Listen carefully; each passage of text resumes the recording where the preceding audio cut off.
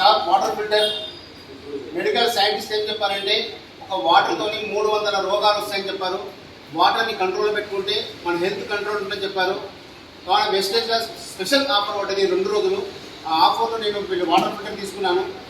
ఎవరైనా water filter కొనుక్కొని double పీవీలు వస్తాయి. డబల్ పీవీలని కాదు, మన ఆరోగ్యాన్ని కాపాడుకున్న వాళ్ళమేమో.